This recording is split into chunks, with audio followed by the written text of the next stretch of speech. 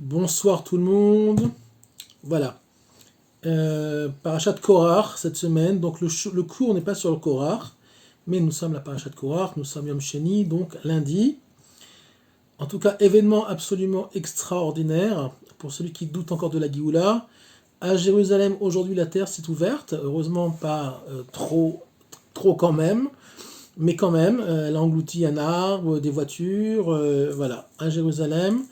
Et c'est la paracha où je rappelle, donc la paracha de Korach, où Dieu a englouti Korach et ses petits copains qui ont voulu prendre la place de Moshe et qui sont allés, on va dire, rouspéter chez Moshe. Et Hachem a fait en sorte que la terre s'ouvre et qu'ils soient donc avalés et ont disparu. C'est pas un hasard, parachat de Korach. C'est pas un hasard, c'est aujourd'hui ou hier, je ne sais plus, que le gouvernement des Rechaïm, à savoir Bennett et ses copains, qui ont décidé de oui s'associer à un parti islamiste, à un parti anti-Torah qui s'appelle Meretz, qui ont, je rappelle quand même, déposé un projet de loi qui empêche de parler de Torah aux adolescents, okay, de mettre des téfilines dans la rue. Alors aux adultes on a le droit, aux moins de 18 ans on n'a pas le droit, sinon on va en prison pour 6 mois. Donc ça nous rappelle un petit peu la Russie communiste. Et je rappelle qu'à l'époque, Chabad, les chassidim de Chabad enseignaient la Torah dans des caves, pratiquaient la Brit Mila dans des caves, pour ceux qui voulaient. Donc ça veut dire quoi, pourquoi dans des caves? En fait, ils se cachaient du gouvernement communiste, sous peine de mort ou sous peine de prison et de torture. Voilà. Donc le rabbi de Rayatz, donc le beau-père du rabbi, avait été arrêté pour ça. On l'avait menacé de mort. Finalement, il y a eu un miracle, ils l'ont relâché, mais il a quand même été interrogé par le KGB, qui était d'ailleurs, c'était tous des agents du KGB juifs, comme par hasard. Juste donc une petite parenthèse par rapport à ce qui se passe actuellement en Eretz Israël. Donc c'est pour le bien. Hachem se manifeste. Donc la Géoula est de plus en plus claire. Pour ceux qui ne veulent pas voir, ben, ne voyez pas. Ceux qui veulent voir, eh ben, tout est ouvert, tout est là. Et Baruch Hashem, on espère que ça ne va que aller de mieux en mieux. Voilà, donc on va parler d'Eretz Israël. On va parler d'Eretz Israël et vous allez comprendre que Eretz Israël n'est pas qu'un endroit géographique, c'est aussi un niveau spirituel. Par contre, pour y rentrer, il y a deux gardiens, deux anges, qui empêchent, pour ceux qui n'ont pas fait le tikkun sur eux-mêmes, de leur midot, de rentrer en Eretz Israël. Alors, ça veut dire quoi qu'ils ne peuvent pas rentrer en Eretz Israël? Oui, vous pouvez rentrer en Eretz Israël physiquement, géographiquement, ce qui est déjà pas mal, mais il vous manquera toujours ce niveau qu'on appelle le niveau spirituel d'Eretz Israël. Donc comment rentrer dans ce niveau qu'on appelle Eretz Israël? Le Baal HaSulam, dans Akdama le-Chochmat HaEmet, qui est un de ses grands livres, le Baal HaSulam, je rappelle, est un des grands Mekoubal, grands kabbalistes du XXe siècle, nous dit que ces deux anges, alors je fais une parenthèse, il faut savoir qu'un ange, c'est pas un petit être sympa ou moins sympa avec des ailes, d'accord? Les anges sont des êtres qui sont, on va dire, le fruit d'émotions, de fautes ou de bonnes actions. Mais ils ont conscience d'eux-mêmes, ce sont de vraies réalités, ce sont on va dire des forces spirituelles qui existent et qui ont conscience d'eux-mêmes.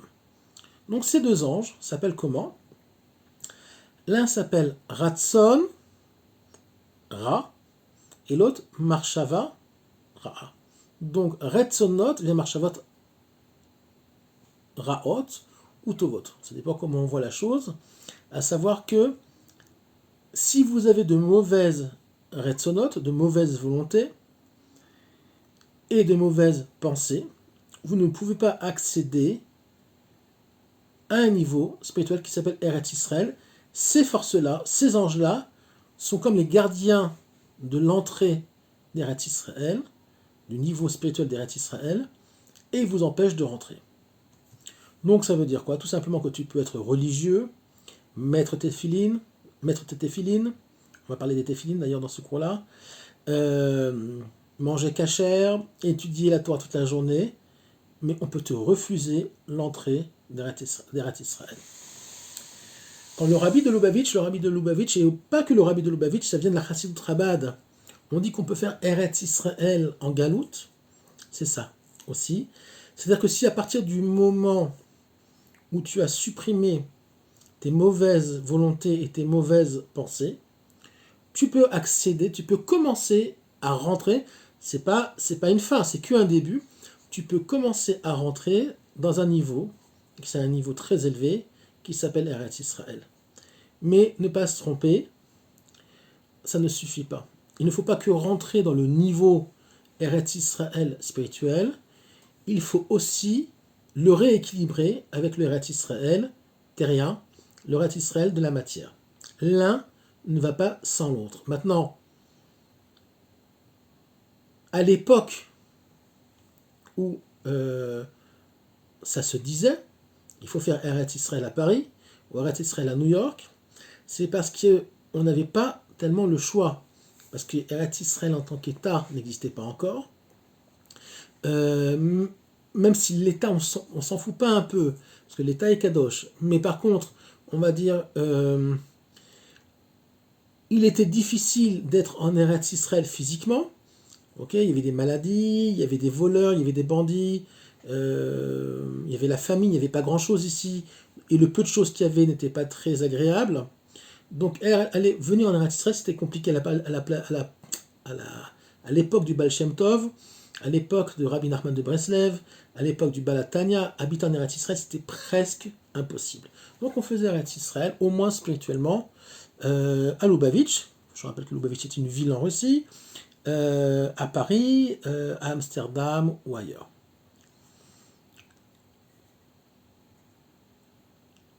Quelle a été, je rappelle quand même, la première apparition d'une expression du divin dans le monde, et pas Dieu lui-même, mais d'une expression du divin dans le monde, c'est ce qu'on appelle le Ratson, ou Or Ein Sof.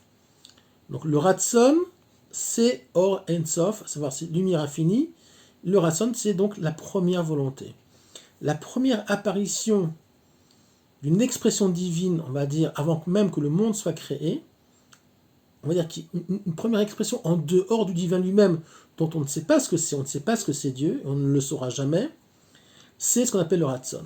Donc le Ratson apparaît bien avant Bereshit. Et bien la première chose qui est apparue avec le Ratson, c'est la volonté d'Israël.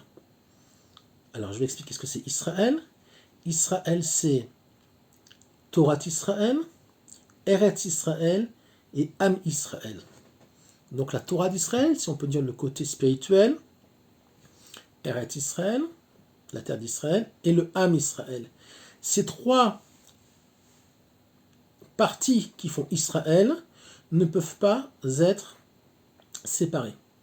L'exil nous a amené à une situation où, oui, ça a éclaté en morceaux, et malheureusement, on n'avait plus Eretz Israël, donc on avait quand même Torah Israël, mais même Am Israël, on n'avait plus. Pourquoi? Parce qu'on est un peuple uniquement quand on a une terre. Quand on est éparpillé parmi les nations, on n'est plus un peuple. On est des communautés, et c'est pas du tout pareil. Un peuple, on ne peut faire partie du peuple du Am Israël que si on est sur la terre d'Eretz Israël. Ne l'oubliez jamais. Sinon, vous êtes des exilés. Vous ne faites pas partie du peuple. Vous faites partie des exilés, vous faites partie de ce qu'on appelle les galouillotes.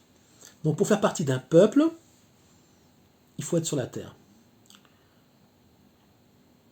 Pour recevoir la Torah, il faut être un peuple aussi. D'où on l'apprend? De la sortie d'Égypte. Hachem nous a fait sortir d'Égypte en tant que peuple, que nation. Donc il a formé, l'Égypte a été le berceau d'Eretz Israël, le berceau du Am Israël. Donc nous avons été forgés dans l'Égypte, en tant que nation, et qu'il n'y a que quand on a été formé en tant que nation qu'on a pu recevoir la Torah, pour rentrer en Eretz Israël. On ne reçoit pas la Torah pour rester dans le désert, on ne reçoit pas la Torah pour rester à Paris, à Londres ou à New York, on reçoit la Torah pour rentrer en Eretz Israël. La preuve, c'est qu'il y a énormément de mitzvot qu'on ne peut pas faire à New York, à Londres ou ailleurs. Par exemple, Shemitah, la jachère. Donc, il y a beaucoup de mitzvot manquantes quand on est en exil. Et c'est pas une question de Beth Amikdash, c'est pas une question de Mashiach, absolument pas. Il y a beaucoup de mitzvot qu'on ne peut pas faire en dehors d'Eretz Israël. L'un ne va pas sans l'autre. À partir du moment où la Torah d'Israël est en exil, ce n'est plus la Torah d'Israël, la Torah devient ce qu'on appelle tout simplement de la religion. Le problème, c'est que beaucoup de gens, beaucoup de juifs ont oublié ce concept. Et d'ailleurs, il y a une source qui dit, je ne me rappelle plus où c'est écrit, mais je peux le retrouver, qui dit, Hachem dit aux hommes, Shamartem et Torati, aval lo asitem klum le malchuti. Vous n'avez pas oublié ma Torah, mais vous avez oublié ma malchut. Vous avez oublié mon règne sur terre, si on peut dire. Vous avez oublié, on va dire, le côté peuple, le côté âme, le côté terrien de la Torah. Rester dans une yeshiva et étudier toute la journée ne fait pas de vous un tzaddik. Absolument pas. Le tzaddik est confronté aux vraies réalités de la vie. Si vous êtes du matin au soir dans une yeshiva à Miami, par exemple, vous n'êtes pas un tzaddik. Même si vous êtes le plus grand des connaisseurs de pilpulim en Gemara, même si vous connaissez le Tanya ou autre chose, vous êtes incomplet. C'est un très gros souci. On a fait de la Torah des techniciens spirituels, on a fait des gens qui étudient la Torah, même en Eretz Israël, des technocrates de la Torah, et non plus des vrais juifs. C'est pour ça qu'à la fin des temps, il y a marqué que c'est le Zohar, l'étude du Zohar, qui va permettre la délivrance du monde. Tout simplement pourquoi ? Parce que il n'y a que par les secrets de la Torah qu'on peut comprendre l'essence des mitzvot, l'essence de la Torah d'Israël. Même si on peut aussi, on va dire, accéder à ce niveau-là par le Talmud et la Halacha, et pour ça, il faut être le Rabbi de Lubavitch, le Rav Kanievski, parce que les secrets du Sod, les secrets donc de la Torah, les secrets des secrets qui se trouvent dans le Talmud et dans la Halacha, il faut être un très très très très grand Talmid Chacham, comme Rabbi Nachman de Breslev, par exemple, dans l'Ikouté Halachot, qui nous explique quelle est l'essence de chaque mitzvah, pour accéder à ces niveaux-là. Mais l'étude du Zohar, l'étude de la Kabbalah, à tout niveau, parce qu'on peut étudier la Kabbalah même à petit niveau, fait comprendre, même aux gens qui ne sont pas érudits, l'origine, la source du divin, et permet donc, comment dire, de nous éclairer, de façon, on va dire, parce que si on dit à quelqu'un, à Shabbat, tu fais pas la halakha du birour, par exemple. Okay, le birour, c'est on n'a pas le droit de faire de tri à Shabbat. Il va te dire, mais vous m'emmerdez avec vos histoires. Moi, je fais le tri dans mon assiette, je mange comme j'ai envie, laisse-moi tranquille, j'ai pas besoin. Mais si tu expliques à la personne quelle est l'essence du birour, il va te dire, ah, effectivement, j'ai déjà expliqué dans un cours quelle était l'essence du birour, c'est pas le sujet du cours ce soir. Un des moyens matériels, justement, on va revenir donc au sujet du cours, un des moyens matériels est un des outils, ou l'outil par excellence pour l'homme, donc d'accéder aussi et d'ouvrir les portes d'Eretz Israël, c'est les téphilines. Alors tout de suite, j'entends déjà les femmes qui vont me dire, oui, mais nous, on ne peut pas me faire la mitzvah de téphilines. Je vais vous expliquer pourquoi vous n'avez pas besoin. Il y a donc les téphilines de la tête, qu'on appelle mochin, qui sont au niveau des pensées, des marchavot, et les téphilines du bras, qui sont au niveau de yad, donc ce qu'on appelle téphilin shel yad, yad étant ce monde-ci, le monde de l'action. Donc il y a le monde de la réflexion et le monde de l'action.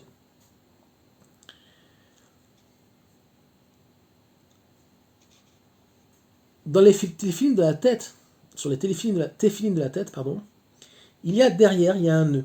Okay, il y a le boîtier et derrière il y a un nœud qui est en forme de dalet, de la lettre dalet.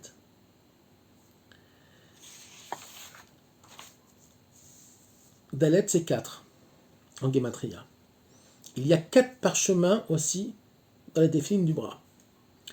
4 étant, donc, comme je viens de dire, la gematria de dalet, qui correspond aussi aux 4 lettres de Yud Ke Vav Ke, mais ce n'est pas ça qui va nous intéresser maintenant dans le cours. Ce qui va nous intéresser, c'est que dalet, c'est porte.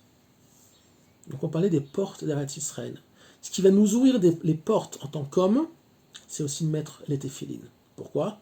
Parce que les téphilines, si elles sont mises comme il faut, nous rééquilibrent nos pensées. Qu'est-ce que j'ai dit tout à l'heure ? Qu'un des anges qui empêchait l'homme de rentrer en Eretz Israël, au niveau spirituel, c'est ses mauvaises pensées. Donc les téphilines de la tête vont rééquilibrer les mauvaises pensées. Bon, il y a un travail à faire, mais entre autres, vont aider l'homme qui met les téphilines donc à rééquilibrer ses mochines, à savoir ses marchavot, ses pensées. Les téphilines du bras vont rééquilibrer ses actions dans ce monde-là. Quelqu'un qui met des téphilines le matin, en général, il se rappelle qu'il a mis des téphilines, à moins qu'il soit pourri dans sa tête, mais il y en a plein, malheureusement, qui mettent des téphilines et qui ne rentrent pas dans les cavadotes, qui ne rentrent pas, malheureusement, dans les bonnes pensées quand ils mettent leurs téphilines.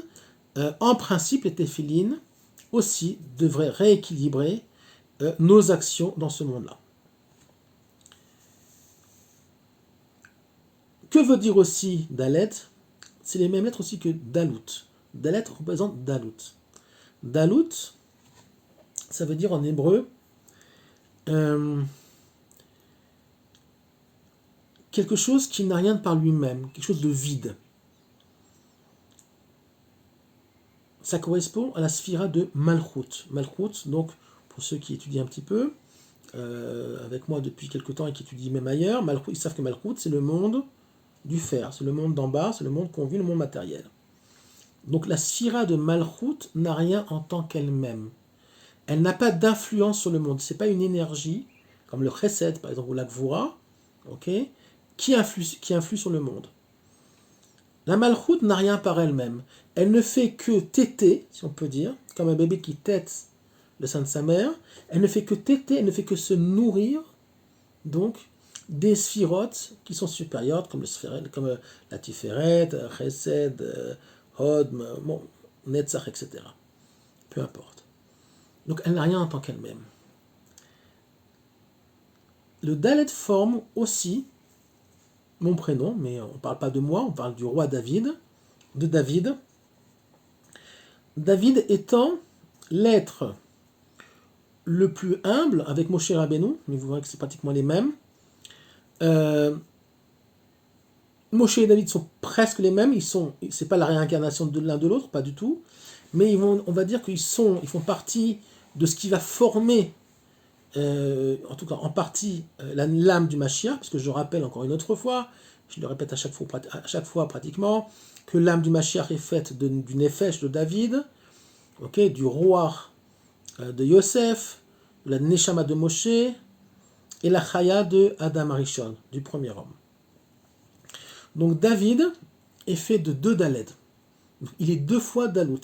De lui-même, il n'a rien.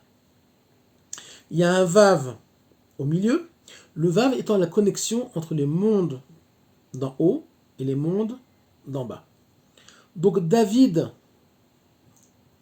et le Mashiach ben David, sont des êtres qui n'ont rien par eux-mêmes. Ils sont tout et ils sont rien. Alors, ils sont rien, ça veut dire quoi? Tout simplement, ils sont des réceptacles, des canaux pour recevoir et exprimer le divin dans ce monde-là. Mais en tant qu'eux-mêmes, ils ne sont rien. Ils sont comme la malchoute. David Hameler. Mais ce rien-là, en fait, la plus grande des choses. Pourquoi? Parce que pour faire exprimer le divin dans ce monde-là, il faut beaucoup d'humilité. Il faut comprendre que les mitzvot qu'on fait ne sont pas à la carte. Et on en a tous là. Moi aussi. Ok? À part les tzadikim agmurim. Parfois on fait une chose, parfois on oublie, on la fait pas bien comme il faut. On essaye en tout cas. En tout cas, il y en a qui essayent. Il y en a qui essayent même pas. Mais on va dire qu'il y a beaucoup de juifs malheureusement dans le monde, et la plupart qui sont, qui vont vous dire, dans le meilleur des cas, je parle de ceux encore qui ont la Emouna, qui sont encore au niveau de je crois en Dieu, je parle pas de ceux qui croient pas en Dieu. Ceux qui ne croient pas en Dieu, ben bon, que Dieu les aide, si on peut dire. Mais, ou on va dire, ben ouais, mais le Shabbat, moi, quand même, je vais allumer la télé. Ok, je vais quand même allumer la télé. Non, mais je fais tout, hein, je suis un bon juif. Mais la télé, je peux pas, faut que je regarde ma télé. J'ai mon match de foot de 2 heures à 4 heures, ou je sais pas quand. Je ne peux pas ne pas le voir. Ou alors, Mincha, je fais pas. Moi, pendant des années, par exemple, j'ai eu du mal à faire Mincha. À chaque fois, j'oubliais, j'étais pas... bon, c'est déjà Baruch Hashem derrière moi. Mais il fut une époque où il y avait des fils-soucis, il y avait des ratages comme ça, plein de ratages, parce que bon, la Torah était un petit peu, on va dire, à la carte. Ça marche pas comme ça. Le Mashiach et David, c'est la même chose, plus ou moins, sont des êtres qui s'annulent tellement devant l'Éternel qu'ils permettent donc à l'Éternel de s'exprimer par eux dans ce monde-là. Donc ils ne peuvent pas fauter. Et même si parfois ils ont l'air d'avoir fauté, c'est pas vraiment des fautes. Une des raisons pour laquelle les femmes, là je reviens un petit peu en arrière, je vous avais expliqué, les femmes n'ont pas besoin de mettre les téphilines, c'est pas qu'elles sont moins que les hommes, c'est parce qu'elles sont plus que les hommes. La femme n'a pas besoin de réparer les mochines et les téphilines. Une femme juive qui se respecte, en général, elle a des marchavot, elle a des pensées plus propres qu'un homme. Elle n'a pas besoin de rééquilibrage. Et si elle a des mauvaises pensées, c'est que vraiment elle est très malade, mais ça se soigne, il n'y a pas de problème. Mais une femme juive, en tant que telle, n'a pas besoin de mettre des téphilines aussi. Pourquoi? Parce qu'elle a en elle-même, en son sein, le niveau d'Eretz Israël. Elle n'a pas besoin d'outils matériels pour arriver au niveau d'Eretz Israël. Qu'est-ce que je viens de dire? C'est quoi le niveau d'Eretz Israël aussi? C'est le niveau de David, c'est la Malchoute, okay? C'est quelque chose qui n'a rien en tant que tel, mais qui est tellement élevé qu'elle permet au divin de passer. Comment la femme fait passer le divin en elle? Puisqu'elle accepte, tout simplement, quand elle accepte d'être une femme, d'avoir la chance de pouvoir tomber enceinte, et faire passer quelque chose qui n'est pas elle, en elle. Accepter quelque chose qui vient de l'extérieur, à savoir un embryon qui a été formé par une union entre un homme et une femme, qui va grandir en elle.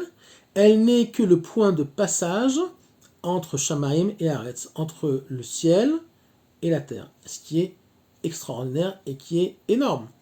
Puisque comment on appelle un embryon, un fœtus en hébreu?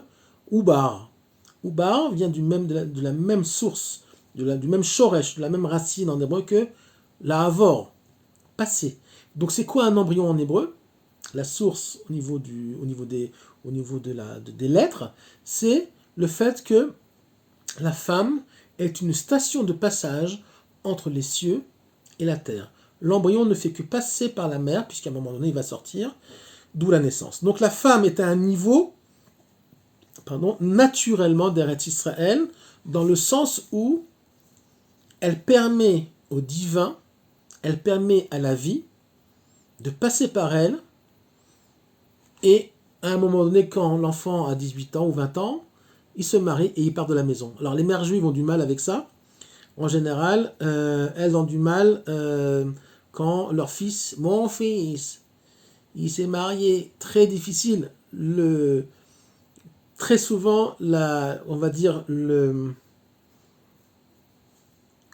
fait que la fille ou le fils quitte la maison, pour les mères, en général, c'est très très très compliqué.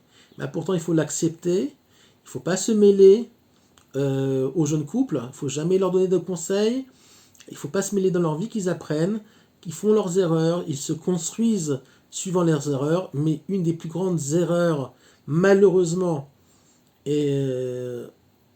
se passe souvent dans les familles juives, c'est que les parents, et particulièrement les mères, se mêlent de la vie des jeunes mariés. Ça crée beaucoup de divorces. Donc, mesdames, on sait que la tentation est grande. Laissez vos filles tranquilles, laissez vos fils tranquilles, qu'ils se débrouillent, qu'ils apprennent par eux-mêmes. Vous pouvez donner un conseil éventuellement, mais surtout, surtout, surtout ne jamais se mêler de la vie des jeunes couples qui se forment. Et croyez-moi, je sais ce que je dis, puisque j'ai pas travaillé, mais j'ai agi en tant que yoetz, si on peut dire yoetz, conseiller au niveau de familles qui ont des problèmes, bon, aussi au niveau d'individus qui ont des problèmes, puisque j'ai étudié Torah Nefesh, qui est la psychothérapie d'après la Kabbalah, chez le Rav Ginsburg, et je peux vous garantir que malheureusement, des cas, je peux vous en raconter, et c'est pas toujours très beau à voir, et c'est très souvent aussi dans les familles religieuses, malheureusement, où il y a un grand déséquilibre, où les pères et les mères, mais surtout les mères, ont du mal à se détacher de leurs enfants et les laisser grandir par eux-mêmes. Donc, mesdames, vous n'avez pas besoin de mettre des téphilines, d'accord ? C'est une bêtise des libéraux qui se sentent, on va dire, frustrés parce qu'elles veulent être comme les hommes.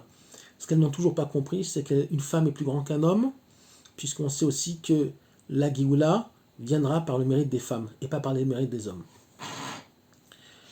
Donc, mesdames, la balle est vraiment dans votre camp.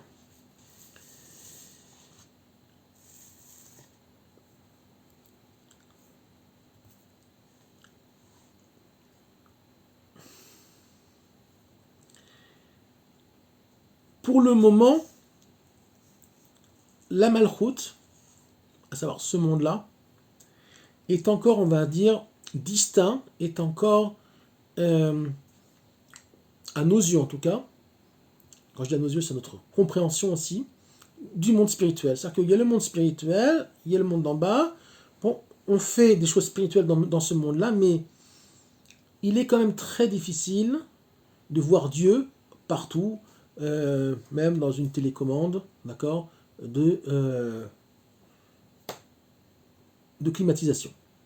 Okay, celui qui voit Dieu là-dedans, eh ben chapeau, moi j'ai du mal, même si on peut faire beaucoup d'efforts, peut-être en faisant beaucoup d'efforts, on va trouver quelque chose, mais nous en tant que petits juifs, on va avoir du mal à trouver du divin là-dedans. Et là, on va arriver à quelque chose de très intéressant, une petite idée, qui est très intéressante, une très grande idée même, qui est très intéressante, c'est qu'en fait, le niveau d'Eretz Israël, c'est le niveau de l'union. Le niveau où tout fait un. D'ailleurs, qu'est-ce qu'il y a dans les parchemins des Téphilines ? Shema Israël. Shema Israël, Hashem Elokeinu, Hashem Echad. Donc, Echad, c'est pas que seulement que Dieu est un, mais que tout ne fait qu'un. Le ciel et la terre, en fait, ne font qu'un. Ça nous projette aussi un très grand secret de Kabbalah, qui est ce qu'on appelle Adam Akadmon, pas Adam Arishon, pas le premier homme, mais Adam Akadmon. C'est quoi Adam Akadmon dans la Torah ? C'est aussi un niveau spirituel, mais c'est aussi Adam tel qu'il a été créé, au premier instant où il a été créé, à savoir qu'il était donc, tout le monde le sait, féminin et masculin. Il était uni. Comment cette réunification se fait aujourd'hui dans le monde?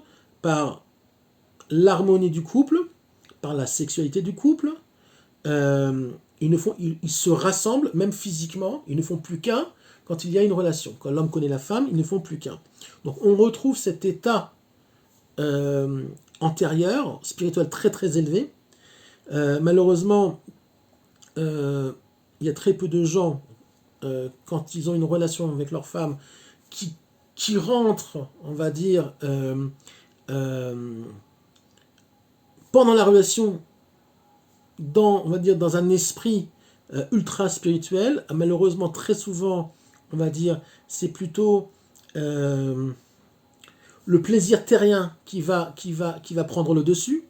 Mais un tzaddik, il va réussir à se connecter donc à un plaisir spirituel et matériel qui vont ne plus faire que un. Le niveau du tzaddik, le niveau d'Eretz Israël, c'est un niveau, et là c'est un grand chidouche, où on n'a plus besoin de foi, on n'a plus besoin de émouna. La émouna, c'est quoi? La émouna, c'est une or, c'est une lumière, okay, qui, si on a la chance d'avoir de la émouna, c'est très très bien. Ça nous aide donc à nous élever spirituellement si on peut, plutôt que, en fait, on fait descendre le divin, ça nous aide à faire descendre le divin dans ce monde-là. C'est plus juif, on ne monte pas spirituellement dans le judaïsme, on fait descendre le haut vers le bas. D'ailleurs, le Olam Haba s'appelle aussi Malchut de Ein Sof, c'est-à-dire le monde d'en bas, mais avec l'infini dedans, dans le sens où on accède et on comprend le niveau du Ein Sof, le niveau d'une énergie qui s'appelle Ein Sof. Dans la Chassidoute, on apprend que Ein Sof, c'est pas l'infini, c'est une force. C'est une force spirituelle, mais en fait, c'est une force dont on n'a pas accès, qu'on ne peut pas comprendre. C'est une force infinie d'incompréhension, si on peut dire. D'accord? Mais le Olam Haba, c'est un monde où justement cette force infinie d'incompréhension va devenir compréhensible, et où le tzaddik, à savoir tous les juifs qui vont réussir à passer ce cap-là et arriver au Olam Haba, le Olam Haba, ce n'est pas le monde du Gan Eden, c'est le monde d'après Triat HaMetim, d'accord, où on va comprendre qu'on n'a plus besoin des Emouna. Pourquoi? Parce que on sera arrivé à un niveau spirituel tellement élevé que, comme quand on va dans un champ et qu'on va dans un verger où il y a beaucoup de pommiers, on n'a pas besoin de Emouna pour voir les pommiers. Si vous vous promenez dans un verger où il y a des pommiers, vous avez besoin de foi pour voir qu'il y ait des pommiers? Non, ils sont là. C'est une évidence. Je suis dans un verger de pommiers, il y a 10 pommiers. Et bien, ce sera pareil avec Akadosh Baruch Hu à la fin des temps. Ça sera une évidence que Dieu existe, une évidence que Dieu est là. Parce que pour le moment, il faut quoi? Pour le moment, il faut de la Emouna. Pour le moment, il faut se casser de l'intérieur, se brancher à quelque chose qui est Me'ever Hadat, okay, qui est au-delà de la connaissance, parce qu'on ne connaît pas Dieu, au-delà de la logique humaine, pour se brancher à ce qu'on appelle quelque chose qu'on appelle Dieu. Une force infinie qu'on n'arrive pas vraiment à définir, qu'on ne peut même pas définir d'après la halakha. On n'a même pas le droit de penser ce que ça pourrait être. On sait que, par notre foi, qu'il y a quelque chose de plus fort que tout, qui dirige le monde et qui a créé le monde. Eh bien, le Olam Haba, c'est quand nous arriverons, Bezrat Hashem, tous ensemble, à un niveau où on n'aura même plus besoin de Emouna, puisque pour nous, ça sera une évidence, après tous les tikkunim, après toutes les réparations que individuellement et collectivement on aura fait dans ce monde-là, ce sera une évidence qu'on comprendra le divin, même dans les pas d'une fourmi, les cailloux qu'on verra, parce que le monde restera spirituel. Après, il va changer. Après le monde de Shabbat, le monde va changer même de forme, mais il restera, on va dire, une matière, mais qui sera complètement réparée, qui apparemment n'aura pas la même forme que ce qu'on connaît actuellement, mais il y aura eu un changement. Mais Dieu sera une évidence. Pour le moment, on ne peut pas dire que Dieu est une évidence. On s'accroche à notre émouna, on a la foi profonde, Am Israël, on est branché à Abraham, Israël et Yaakov, c'est eux qui nous ont appris la émouna, surtout Abraham, Lech Lecha, ok. Donc on a cette force qui nous permet de, oui, savoir, même pas savoir, de ressentir, de penser, en tout cas ceux qui croient en Dieu, qu'il y a quelque chose de supérieur qui existe, mais on a besoin encore de cette force-là. On n'est pas encore dans l'évidence. C'est pas évident. Pourquoi? Puisque si c'était tellement évident, il n'y aurait pas de faute. Il n'y aurait pas de mauvaise pensée. Ça ne pourrait même pas nous venir à l'esprit un quart de faute. Ça ne pourrait même pas nous venir à l'esprit de faire, d'avoir une demi-pensée tordue. Et qui peut prétendre aujourd'hui à ça qu'on me le présente? Moi, je veux bien. Parce que ça n'existe pas. Même, peut-être s'il y a sûrement il y a des tzadikim gmourim cachés, eux, oui. Mais il y en a combien dans une génération? Pas beaucoup. D'accord? Donc, même si les gens me disent j'ai la émouna, oui, tu as de la émouna. Mais tu as de la émouna à un certain niveau. Tu n'es pas encore arrivé au niveau où pour toi c'est une évidence. Tu n'as même plus besoin de émouna. Tu es au-delà, même au-delà du besoin d'avoir de la émouna. Donc, c'est le niveau d'Eretz Israël où, je le répète, tout est uni. C'est Shema Israël, Hashem Elokeinu, Hashem Echad. C'est la Torah du Mashiach qui, Bezat Hashem, va se dévoiler très bientôt. C'est le monde de l'union, c'est le monde de l'harmonie. Voilà. Donc, je souhaite à tout le monde déjà d'entreprendre ce travail qu'est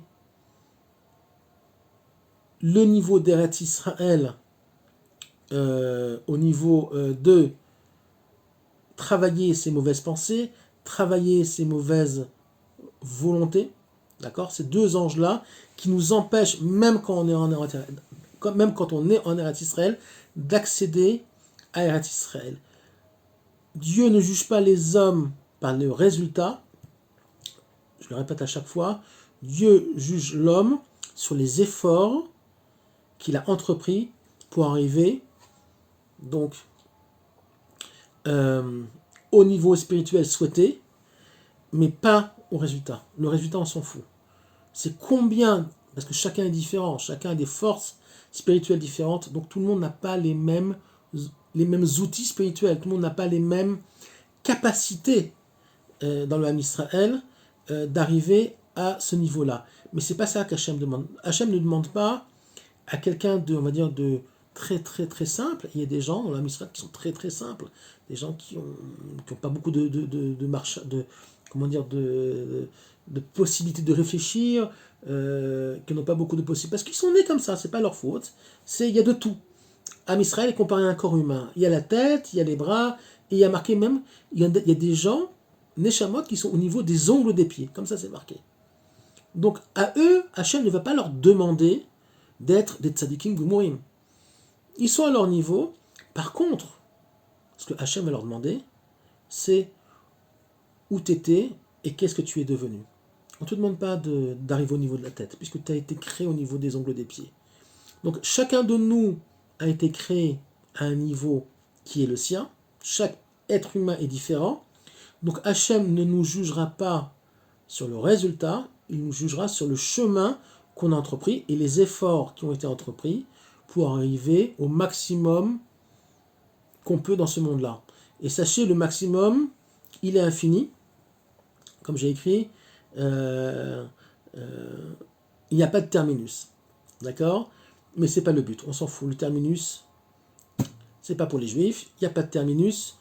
Le travail est à faire, et je le répète, on est jugé sur le travail, on n'est pas jugé, et sur les efforts, on n'est pas jugé sur le résultat. Voilà, je vous souhaite une bonne soirée, avec de très très très très bonnes nouvelles si Dieu veut pour cette semaine. Et surtout, je le répète, il ne faut pas avoir peur de ce qui se passe politiquement en Israël. Bien au contraire, on doit être dans une très grande simra. On voit qu'Hachem est avec nous, en tout cas ceux qui savent voir. Il ne faut pas paniquer à chaque fois que le Erev Rav lève un peu la tête et dit 3 mots. Laissez-les dire, laissez-les faire. Nous, on doit faire aussi des actions qui sont contre, mais pas de violence.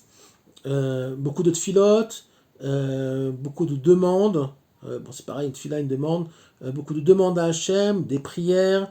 Nos bonnes actions personnelles, très important. Chaque bonne action, chaque pièce de tzedaka qui est donnée aidera à annuler le Erev Rav. Voilà, je vous souhaite une bonne soirée.